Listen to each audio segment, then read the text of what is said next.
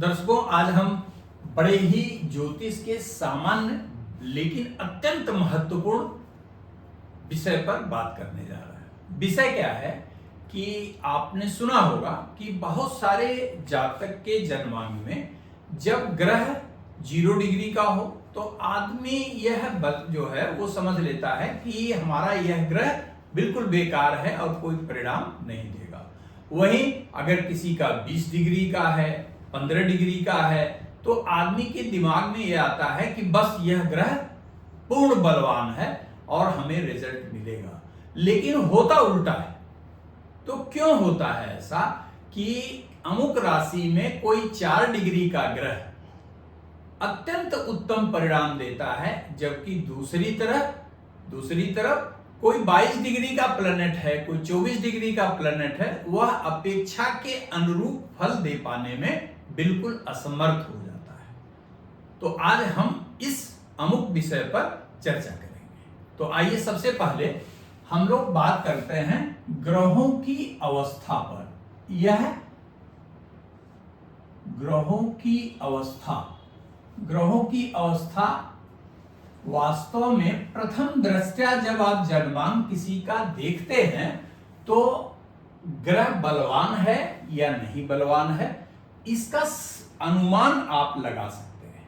लेकिन इसी से ग्रह के बारे में पूर्ण बली होना और पूर्ण दुर्बल होना यह नहीं कहा जाता। ग्रहों के बल को मापने का कई जो है वो पैरामीटर है, जिसमें सबसे बेहतर जो पैरामीटर है उसे हम खटबल कहते हैं। किसी दिन हम खटबल के बारे में भी बात करेंगे, लेकिन आज हम बताते हैं आपको कि प्रथम दृष्टया अगर आप जन्मांक देख रहे हैं तो आपको ग्रह के बारे में कैसे अनुमान करना चाहिए, सटीक अनुमान कैसे लगाएं कि अमुक ग्रह परिणाम देगा और अमुक ग्रह परिणाम नहीं देगा। तो इसके लिए सबसे पहले ग्रह की अवस्था में आप यह बात जान लीजिए कि ग्रह की 5 अवस्थाएं होती हैं। ये सभी लोग जानते हैं, लेकिन यहां पर जो मैं आपको बताने जा रहा हूं वह आपको किसी किताब में नहीं मिलेगा और न ही कोई आपको बताने वाला मिलेगा। तो इसको बहुत ध्यान से देखिएगा, पहली बात। दूसरी चीज, इसी में हम ग्रह की अवस्था में भी प्रत्येक डिग्री में कैसे आप किसी ग्रह का अनुमान लगाएं कि वह सटीक निकले, यह भी कला हम इसमें डिस्कस करेंगे। तो आइए सबसे पहले 5 ग्रहों की अवस्था पर हम बात करते हैं। देखिए, सबसे पहली अवस्था जो होती है उसे बाल अवस्था कहा जाता है। बाल अवस्था। उसके बाद की अवस्था कुमार अवस्था कहलाती है, कुमार अवस्था। इसके बाद की अवस्था युवा अवस्था। तीसरी अवस्था को युवा कहा जाता है। चौथी अवस्था को वृद्धावस्था कहा जाता है। और 5वीं अवस्था जो होती है इसे मृतावस्था कहा जाता है। मृतावस्था कहा जाता है। मान लीजिए किसी भी व्यक्ति का जन्मांग है, मान लीजिए किसी भी व्यक्ति का जन्मांग है, उसमें कोई ग्रह अगर मेष राशि में मान लीजिए 4 अंश का बैठा हुआ है और कोई दूसरा ग्रह वृषभ राशि में 4 अंश का बैठा हुआ है, तो इनको तुल्य नहीं कहा जाएगा ना, इसमें जमीन आसमान का अंतर कहा जाएगा। क्यों कहा जाएगा यह जानिए आप। सबसे पहले देखिए, राशियों का जो वर्गीकरण किया गया है वो प्रमुखता पूर्वक 2 बातें इसमें ध्यान रखनी पड़ती हैं। पहली चीज क्या है कि एक राशि को समराशि कहते हैं, समराशि, और दूसरी विषम राशि होती है। दूसरी विषम राशि होती है, विषम राशि। अच्छा, यहां पर हम आपको पहले बता दें कि प्रत्येक ग्रह जो है वो मैक्सिमम 30 डिग्री का होता है। तो बाल अवस्था 0 डिग्री से 6 डिग्री तक जब कोई प्लैनेट रहता है तो यह बाल अवस्था में कहा जाता है। कुमार अवस्था, जब कोई भी ग्रह 6 डिग्री से 12 डिग्री के का मान होगा तो उसे हम कुमार अवस्था कहेंगे। जब 12 डिग्री से 18 डिग्री होगा तो इसे हम युवा कहेंगे। वृद्धावस्था 18 डिग्री से लेके 24 डिग्री तक होगा तो ये वृद्धावस्था है। मृतावस्था 24 डिग्री से लेके और 30 डिग्री तक कोई प्लैनेट होगा तो इसे मृतावस्था कहा जाएगा। अब राशियां जैसे मैंने बताया कि समराशि और विषम राशि, इन दोनों का ही सिद्धांत बिल्कुल उल्टा है। जैसे मान लीजिए कि हम पहले सबसे पहले इधर हम जो है आते हैं पहले विषम राशि पर। तो विषम राशि का तात्पर्य क्या है कि विषम राशि मेष राशि, मिथुन राशि, सिंह राशि, तुला राशि, धनु राशि और कुंभ राशि। देखिए 6 विषम राशियां और 6 सम राशियां। तो विषम राशि के पर जो सिद्धांत लगेगा वो सेम लगेगा। अगर कोई भी ग्रह विषम राशि में बैठा हुआ है और 0 से 6 डिग्री का होगा तो वो बाल अवस्था में कहा जाएगा। लेकिन और अगर 6 से 12 है तो कुमार अवस्था कहलाएगी, 12 से 18 है तो वो युवा अवस्था कहलाएगी। युवा अवस्था means maximum strength of the planet, जिसे कहा जाता है ये कोई भी ग्रह अगर 12 से 18 है तो निश्चित रूप से अपना सर्वोत्तम परिणाम प्रदान करने की कोशिश वो जरूर करता है। वृद्धावस्था 18 से 24 डिग्री, मृतावस्था 24 से 30 डिग्री। लेकिन अगर यही मान लीजिए सम राशि हो जाए तो क्या होगा? सम राशि में ये सीधा उल्टा हो जाता है। सम राशि का तात्पर्य क्या है कि मान लीजिए आपका ग्रह वृषभ राशि में है, कर्क राशि में है, कन्या राशि में है, वृश्चिक राशि में है, मकर राशि में है या मीन राशि में है। 2, 4, 6, 8, 10, 12 ये 6 राशियां हो गई। अगर कोई भी ग्रह मान लीजिए आपका इन राशियों में बैठा हुआ है तो ये सम राशि कहलाएगा। सम राशि में जैसा मैंने कहा ठीक उल्टा होता है। ये जो मृतावस्था है जो विषम राशि में है ये क्या हो जाएगी? ये बाल अवस्था हो जाएगी। ये ध्यान रखिएगा। 18 से 24 डिग्री क्या हो जाएगा? आपकी कुमार अवस्था हो जाएगी। और 12 से 18 डिग्री क्या होगा? यह दोनों में ही युवा काल कहलाएगा, यह युवा स्थिति कही जाएगी। फिर 6 से 12 डिग्री में क्या होगा? वृद्धावस्था होगी। और 0 से 6 डिग्री में क्या होगा? मृतावस्था होगी। मृतावस्था होगी अर्थात देखिए कोई भी ग्रह अगर 0 डिग्री का मान लीजिए विषम राशि में है तो बाल काल में कहलाएगा अपने। लेकिन ये नहीं कह सकते आप कि 0 डिग्री का कोई प्लैनेट रिजल्ट ही नहीं देगा, ऐसा बिल्कुल नहीं है।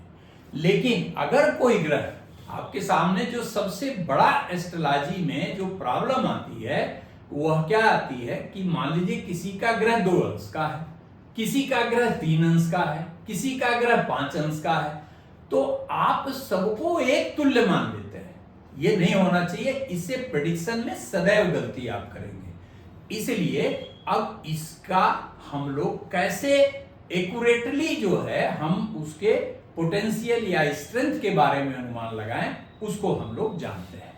ये बहुत ही इंपॉर्टेंट पॉइंट है जो हम आपको बताने जा रहे हैं। इसलिए बहुत ध्यान पूर्वक आप जो है इसे देखिए और समझने का प्रयास करिए। संभव हो पाए तो अपना कॉपी कलम निकालिए और नोट कर लीजिए, क्योंकि किसी भी दुनिया के पुस्तक में ये आपको नहीं मिलेगा।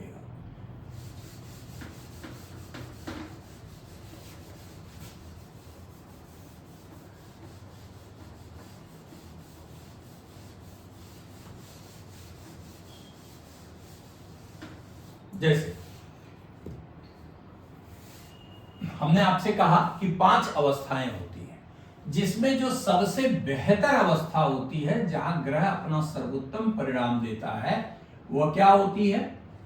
वह होता है 12 डिग्री से 18 डिग्री। यह युवा काल कहलाती है, यह युवा अवस्था कहलाती है। ठीक, यहां बेस्ट रिजल्ट देगा।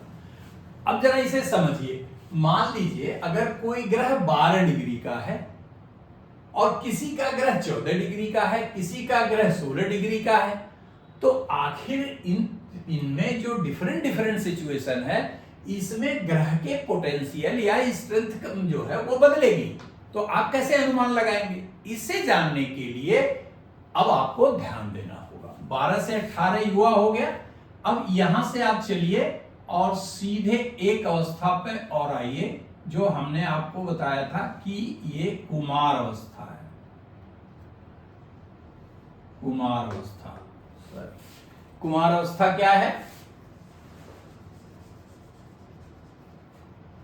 6 से 12 डिग्री,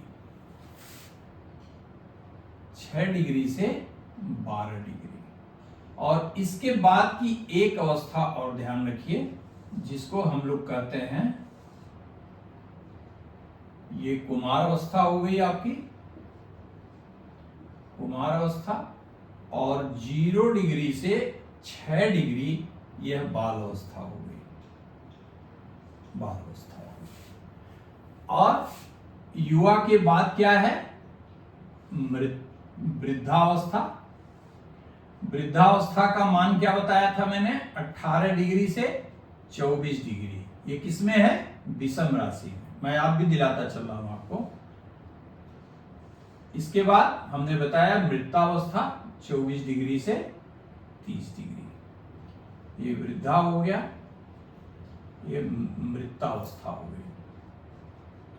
अब यहां ध्यान रखिए, मान लीजिए कि किसी भी व्यक्ति के जन्मांग में अगर कोई भी ग्रह, मान लीजिए कि बृहस्पति नामक ग्रह किसी का 0 डिग्री 20 मिनट का है, मान लीजिए, सपोज दैट, तो इसका यह मतलब नहीं हुआ, मान लीजिए मेष राशि में वो 0 डिग्री 20 मिनट का है, मेष राशि विषम राशि है, तो अब उसको 0 डिग्री को ये थोड़ा मान लेंगे कि बस अब वो खत्म है। नहीं, बिल्कुल नहीं, वह उसकी बाल अवस्था है। बाल अवस्था, अगर कोई बालक है, भले ही नवजात क्यों न हो, लेकिन उसकी उपस्थिति तो है, उसका अपना एक औरा तो है, उसकी जीवंतता तो है, और उसके द्वारा जो ऊर्जा है वह तो आपको प्रभावित करेगी ही करेगी, इसमें कोई संदेह नहीं।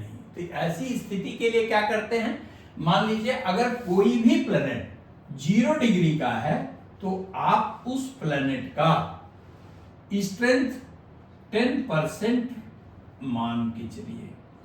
ये ऐसा नहीं है कोई फंडामेंटल लॉ है कि ये 10% मान के चले हम 0। ये हम अपने अनुभव से आपको बता रहे हैं कि इस प्रकार आपको स्ट्रेंथ ऑफ द प्लेनेट निकालनी चाहिए। 0 डिग्री 10 पे, और हर डिग्री पे 5 डिग्री आप बढ़ाते जाइए, 5% आप बढ़ाते जाइए, तो 10 से 6 डिग्री आएगा, तो ये 40% स्ट्रेंथ। अर्थात कोई भी प्लेनेट अगर विषम राशि में 0 से 6 डिग्री तक है, तो उसकी स्ट्रेंथ को 10 to 40% आप बांध के चलिए, निश्चित प्रेडिक्शन में गलती नहीं होगी। अगर मान लीजिए वह कुमार अवस्था में है, तो ये क्या हो जाएगा? 40% से 70%, ठीक।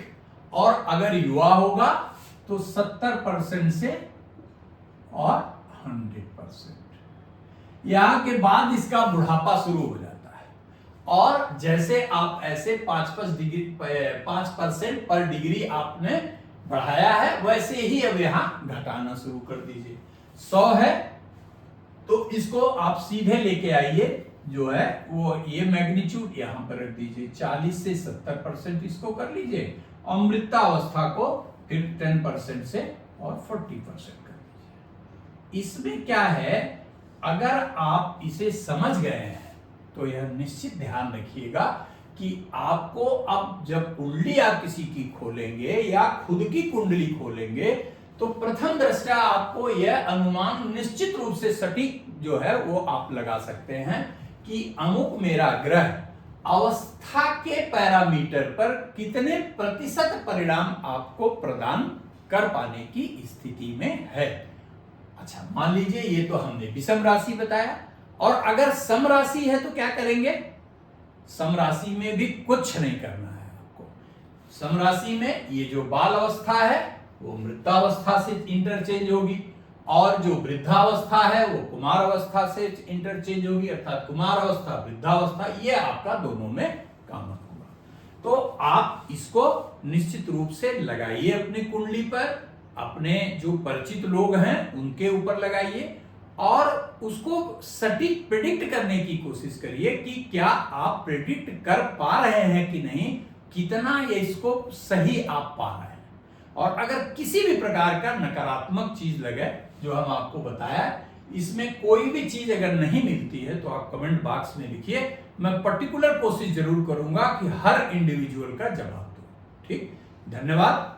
वीडियो पसंद आया हो तो निश्चित रूप से चैनल को सब्सक्राइब करिए, बेल आइकन दबाना बिल्कुल मत भूलिएगा और शेयर जरूर करिए।